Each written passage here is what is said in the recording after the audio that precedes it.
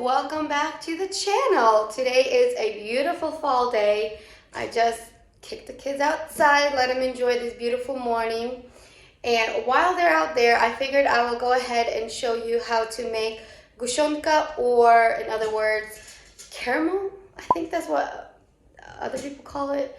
And anyways, it's going to be cooked in the Instapot, pressure cooker. It's going to be pressurized in this cooker.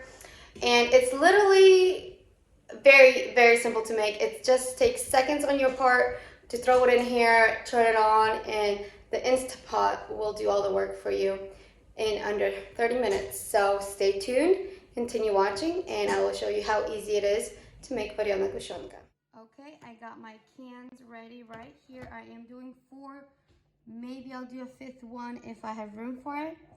And I have filled this up with water. It's at the halfway mark because once I start adding these in, it will go up slowly. Now, the key to making sure you have good sgущёнка is making sure the tops are covered. If they are not covered with water, while pressurizing, the sugar will come up to the top and it will be really sugary on top, and you'll have those bits of sugar pieces in your mouth when you're eating the cake. That is what you're trying to avoid.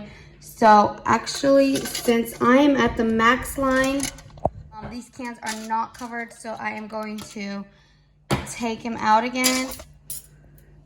Now, that will give me a little bit more room to work. Let's see.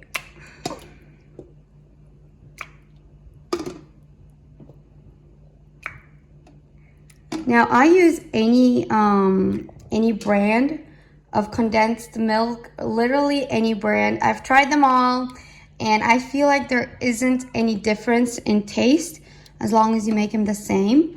So I could see that I could fit one more, but I'm not going to because I only need 2 for my recipe. So I'll put these in the pantry and have them on hand for next time. So as you can see, it is at the max line, which is what we want. And we just go ahead, give it a close. Make sure this is on sealing, not venting. Now, we do want to pressure cook this, not for 15 minutes, but 30 minutes. So we are going to go ahead and go up to 30. Because I am baking a cake today, and I want these ready and cooled off within hours, these condensed milk, because I am making a cake today.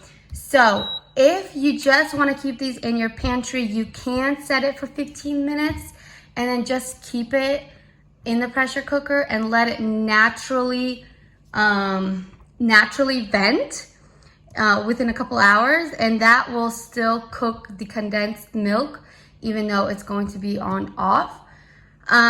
But since I do want to use these tonight, within a couple hours of making them, I am going to set it on 30, and that way it will cook it faster and I could do the venting here. Okay, and that's it. That's all you guys have to do on your part.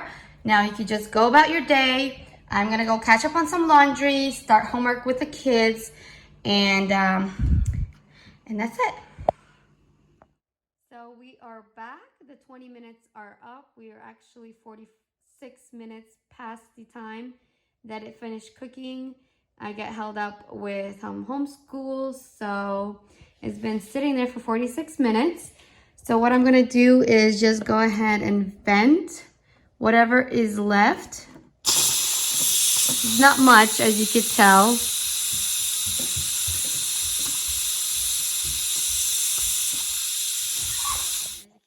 It's not really venting anymore, so we're going to go ahead, open the lid up.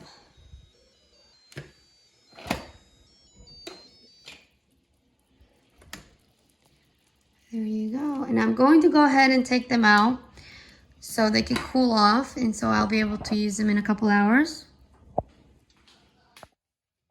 All right, so it's been a few hours since I took them out of the water. So right now I'm going to go ahead and open them up so we can see what the inside looks like.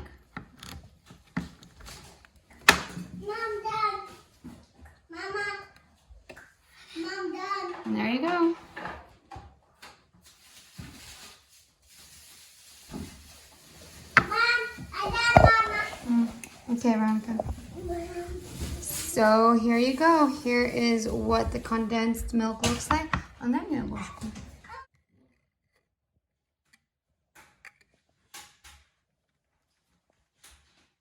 Mama, like it. Mama. No, look it, no. So I went ahead and made my cakes, and I added 2 cans of Dolce de Leche into my frosting, and then some went into my cake also, which gives it a nice caramel looking color. So you can use these in a variety of ways. You could even eat it on bread if you so prefer, but I usually just use it up for my baking.